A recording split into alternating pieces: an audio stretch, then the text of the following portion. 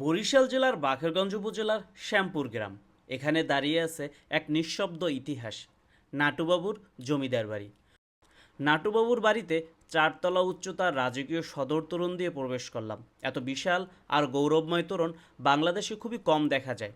রাজকীয় এই সদর তোরণের ডান দিকে এই বাড়ির দুর্গা মন্দির, যেটি এখন পরিত্যক্ত।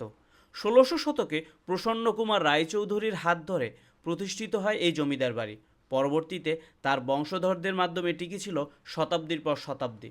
পঞ্চম বংশধর কুমুদবন্ধু রায়চৌধুরী, যিনি নাটুবাবু নামে পরিচিত, তিনি ছিলেন এই জমিদারির শেষ উজ্জ্বল অধ্যায়। এই জমিদার বাড়িটি মুক্তিযুদ্ধকালীন সময়ের জন্য বেশ পরিচিত, কেননা এই অঞ্চলের মুক্তিযোদ্ধাদের একমাত্র আশ্রয়কেন্দ্র ছিল এই বাড়িটি। কিন্তু ইতিহাস সবসময় গৌরবের হয় না। ১৯৭৩ সালে স্বাধীনতা বিরোধীদের হাতে নির্মমভাবে নিহত হন নাটুবাবু। সেই সঙ্গে যেন থেমে যায় এই জমিদার বাড়ির সোনালি দিনগুলোর গল্প। এই প্রাসাদ আজ অবহেলায় জরাজীর্ণ। পূর্ব ভিটিতে মূল বসবাসের ঘরটি অবস্থিত। এই ঘরটি দ্বিতল, এখানে এখন আর কেউ থাকেন না। সর্বশেষ এখানে ছিলেন নাটুবাবুর স্ত্রী ছায়া রায়চৌধুরী। মূল ভবনের ঠিক পেছন দিকে শান বাঁধানো একটি পুকুর আছে। মূলত অন্দরমহলের নারীদের জন্য এই পুকুর তৈরি করা হয়েছিল।